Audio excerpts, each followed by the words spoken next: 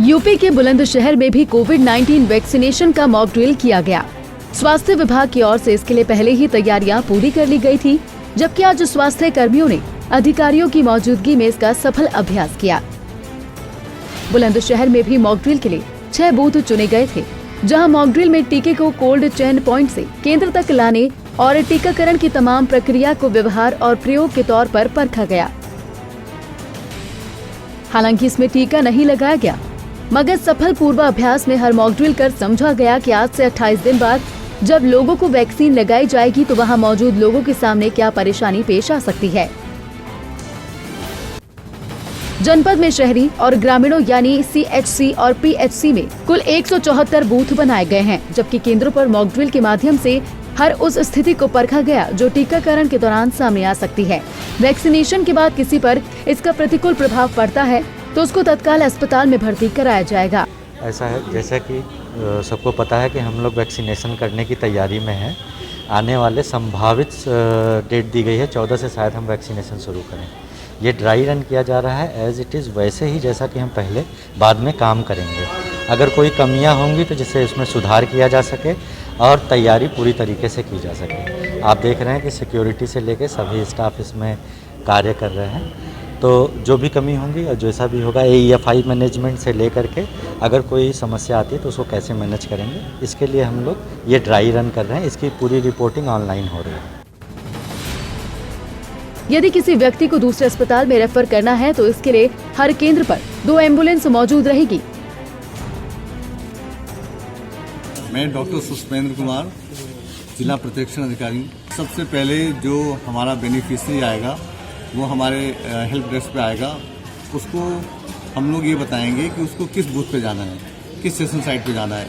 उसके लिए हमारे पास एक ड्यू लिस्ट है, उसमें से हम लोग देख लेते हैं। उसके बाद उसको सेशन साइट पर भेज दिया जाता है। सेशन साइट पर सबसे पहले वो वेटिंग एरिया में जाता है। वेटिंग एरिया में एक सिक्योरिटी पर्सनल होता है, एक ड्यू लिस्ट सिक्योरिटी पर्सनल के पास होती है। वो उसमें उस लाभार्थी का ID देखता है।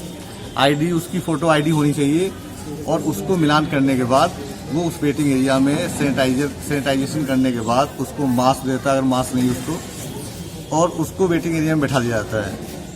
उसके पश्चात उस लाभार्थी को टीकाकरण कक्ष में भेज दिया जाता है, जहां पर हमारे यहाँ एक वेरीफायर होता है और एक होता है ANM जो टीकाकरण करती है। वेरीफायर उसको फिर अपनी ड्यू लिस्ट में मिलान करता है और उसको अपने कोविन ऐप पे मिलाता है और उसको यस करता है कि हाँ ये वही बेनिफिशियरी है।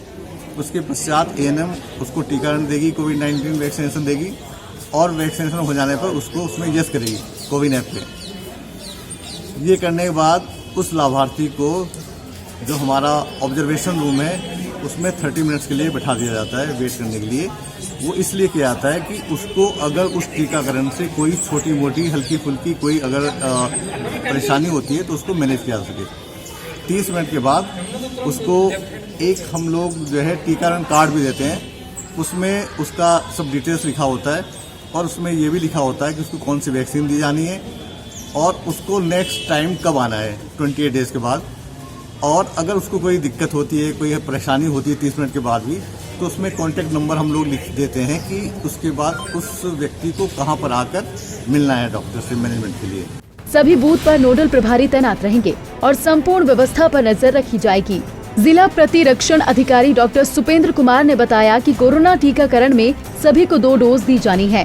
पहली डोज के बाद दूसरी डोज 28 दिन बाद दी जाएगी। टीके के बाद संबंधित व्यक्ति को कम से कम आधा घंटा वहां रुकना अनिवार्य होगा। इसके लिए अलग से कमरे की व्यवस्था की जाएगी। मुख्य कोल्ड चेन जिला अस्पताल में बनाई गई है। कोरोना टीकाकरण के लिए 174 बूथ बनाए गए हैं। सभी बूथ अस्पतालों में हैं। इन बूथ पर पहले चरण में 16,174 कोरोना योद्धाओं को वैक्सीन लगाने का लक्ष्य रखा गया है। हर बूथ के लिए अलग टीम तैयार की गई है, जिसके द्वारा कोरोना का वैक्सीनेशन कराया जाएगा। सुबह 10 से 12 बजे तक 6 बूथ पर मॉक ड्रिल किया गया और हर बूथ पर 2 टीम को लगाया गया। बुलंदशहर से टाइम 24 न्यूज के लिए इकबाल सैफी की रिपोर्ट। चैनल को सब्सक्राइब करें और हाँ, बेल आइकन दबाना बिल्कुल ना भूलें।